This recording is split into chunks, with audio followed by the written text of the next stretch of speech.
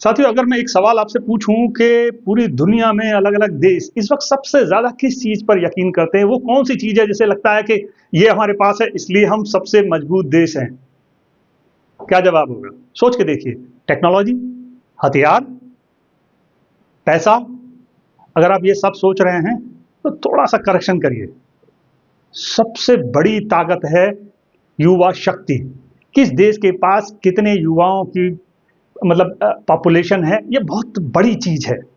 और हैरानी की बात यह है, भारत एक ऐसा देश है जहां युवा शक्ति सबसे ज्यादा है।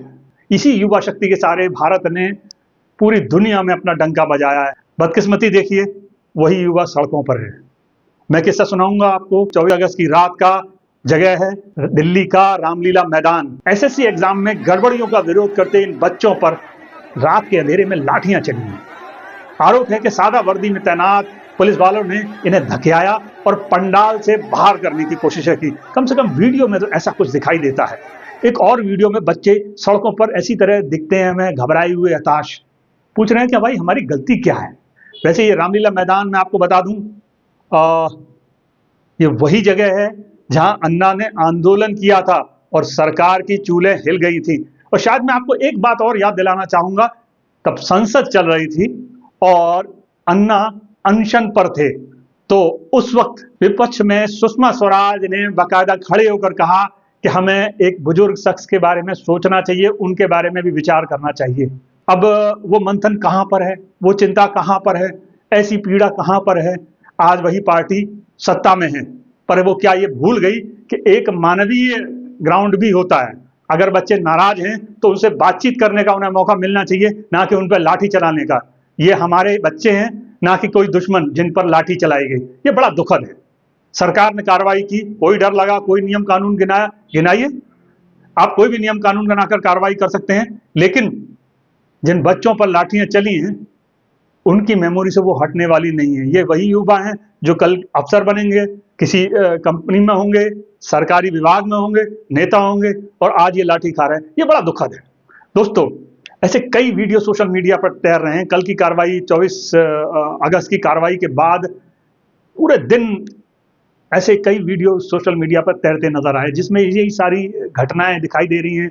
कई टीचर्स अपनी तकलीफें बयान कर रहे हैं, बच्चे अपनी तकलीफें बयान कर रहे हैं। ऐसे वीडियो वायरल हैं। नमस्कार सभी को। अभी बहुत ही बुरे तरीके से यहाँ पर दिल्ली पुलिस ने अपनी बर्बरता दिखाई है।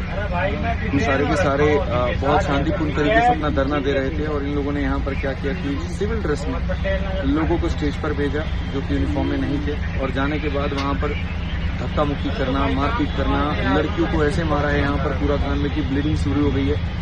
उसके बाद तुरंत वहाँ पर जो है लड़कों को काफी ज्यादा मारपीट की गई। आप देख सकते हैं मेरा पूरा शर्ट फटा हुआ है, लॉकेट भी मेरी नहीं है, नाखून भी लगा हुआ है। सवाल ये है सरकार से कि करना क्या चाहते हैं। या तो ये बता दो कि भाई नहीं करानी है कोई गवर्नमेंट जॉब, नहीं निकालनी है कोई नौकरी, तो ठीक है भाई, बच्चा नहीं करेगा तैयारी, बट निकालते हो जिससे हर कोई दुखी है। तो चोर को पकड़ने के बजाय यहाँ कलम से क्रांति लाने वाले को क्यों पकड़े? इन बच्चों की क्या गलती है? हमारी क्या गलती है यहाँ पर जो बार बार हमारे साथ में ऐसा किया जाता है? अकेला लगा पड़ा हूँ, 15 दिन से परमिशन ले रहा हूँ, एक एक दफ्तर के भाग हमने की वहाँ पे। और क्या इस वजह से कि लाख रुपये से मारा जाए हमें स्टेज, क्या इस वजह से यहाँ पर किसी लड़की को मार करके उसका कान सुझा दिया जाए और ब्लीडिंग करा दीजिए? अगर ऐसे चलता रहा ना तो विश्वास उठ जाएगा, खत्म हो जाएगा लोकतंत्र। वैसे दोस्तों, इससे पहले समझ लें कि एसएससी है क्या भला। एसएससी यानी स्टाफ सिलेक्शन कमीशन केंद्र सरकार की एक संस्था है जो ग्रुप बी और ग्रुप सी के लिए भर्ती परीक्षाएं आयोजित करती है। इन परीक्षाओं में हर साल करोड़ों युवा शामिल होते हैं। एसएससी के अहम एग्जाम क्या है, ये भी समझ लेते हैं। CGL कंबाइंड ग्रेजुएट लेवल, इस एग्जाम के जरिए आयकर निरीक्षक, ऑडिटर, मंत्रालयों में सहायक पदों के लिए भर्तियां होती हैं।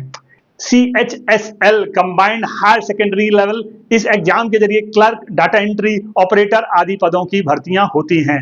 MTS मल्टीटास्किंग स्टाफ, इस एग्जाम के जरिए चपरासी, अटेंडेंट जैसे पदों के लिए भर्तियां होती हैं। इसके अलावा stenographer, junior engineer, GD constable के लिए भी एसएससी एग्जाम लेता है। तो समझ लीजिए कि एसएससी महत्वपूर्ण क्यों है। ये हमारे देश के हजारों, लाखों, करोड़ों युवाओं की उम्मीद की जगह है। एक ऐसी जगह जहां वो एग्जाम देकर अपना कैरियर बना सकते हैं, सरकारी सेवाओं में जा सकते हैं। तो आप समझ सकते हैं, हर साल लाखों करोड़ों युवा इन एग्जाम में अपीयर्स होते हैं और अपनी उम्मीदें करते हैं कुछ अच्छे की, और महंगी महंगी कोचिंगें लेते हैं दिल्ली में, अलग अलग शहरों में। उनके दिल पर क्या बीतती होगी जब एग्जाम में गड़बड़ियों की बात आती है, उनके दिल पर क्या बीतती होगी जब उन पर लाठी चलती है, इसको हमें समझना चाहिए। अब समझते हैं कि विवाद असल में क्या था। ये वाला जो विवाद, इस साल विवाद जो पैदा हुआ वो क्या था। दरअसल इस बार 24 जुलाई से 1 अगस्त के बीच में आयोजित हुए एसएससी पेज 13 एग्जाम में भयानक गड़बड़झाला देखने को मिला। मतलब कई एग्जाम सेंटर्स तो ऐसे थे जहां जो एग्जाम कराने की हालत में ही नहीं थे। कई सेंटर्स में कंप्यूटर सिस्टम फेल हो गए, कई में तो चूहा, अरे भाई, माउस खराब मिले, और कई बच्चों के एग्जाम सेंटर इतनी दूर फेंक दिए गए कि वो उसे ढूंढते ही रह गए। सोचिए, इतनी सारी गड़बड़ियों से बच्चे खिन्न थे, परेशान भी थे, टीचर भी परेशान थे। मैं आपको ये और बता दूं कि जब ये आंदोलन आप देख पा रहे हैं तो खाली इसमें छात्र शामिल नहीं है, इसमें वो टीचर्स भी हैं और बहुत रेपुटेटेड टीचर्स भी हैं जो एसएससी एग्जाम्स की तैयारी कराते हैं, दिल्ली में, लखनऊ में, अलग अलग सेंटर्स में तैयारी कराते हैं। उनके लिए भी ये प्रतिष्ठा का प्रश्न है। उनके बच्चे सालों मेहनत करते हैं और उसके बाद एग्जाम में अपीयर होते हैं, और उनके साथ जब ये होता है तो उनको भी तकलीफ है। ये जो आप रामलीला मैदान का आपने जो प्रदर्शन देखा, इससे पहले ये छात्र 31 जुलाई को जंतर मंतर पर पहुंचे थे अपनी आवाज बुलंद करने के लिए। तब छात्रों ने 1 अगस्त को वहां से मार्च निकालने की कोशिश की। मालूम है क्या हुआ? पुलिस ने कार्रवाई की और उन्हें वहां से भगा दिया। अब सरकार ने उन्हें पुलिस कार्रवाई से भगा तो दिया, लेकिन सरकार को कहीं ना कहीं चिंता थी। एक कोशिश हुई कि किसी तरह कोई बीच का रास्ता निकाला जाए, और बच्चों और एसएससी के बीच में डिस्कशन चला, लेकिन बात बनी नहीं। तो बच्चों ने रामलीला मैदान में दोबारा प्रदर्शन शुरू किया। तो फिर खेल क्या है ये भी समझ लेते हैं। इस फील्ड के एक्सपर्ट मानते हैं कि सारी गड़बड़ तब शुरू हुई जब एसएससी ने एग्जाम कंडक्ट कराने की जिम्मेदारी जानी मानी कंपनी टीसीएस से लेकर एडिक्विटी कैरियर टेक्नोलॉजी जैसी विवादित कंपनी को थमा दी। गड़बड़ यहां से स्टार्ट हुई। स्टूडेंट का जो एलिगेशन है वो समझ लीजिए। स्टूडेंट ये कह रहे हैं कि ये कंपनी इस लायक नहीं है जो इतने बड़े एग्जाम को हैंडल कर सके। तो सवाल ये है, एसएससी ने क्या इस कंपनी को बिना देखे ही टेंडर थमाया है? ये बड़ा सवाल है। आलोचनाओं से घिरे एसएससी के चेयरमैन एस गोपालकृष्णन ने मीडिया में बयान दिया है, भैया हम इसमें क्या कर सकते हैं, टेक्निकल ग्राउंड पर उनकी तो बिड ही सबसे कम थी, सो उन्हें टेंडर मिल गया।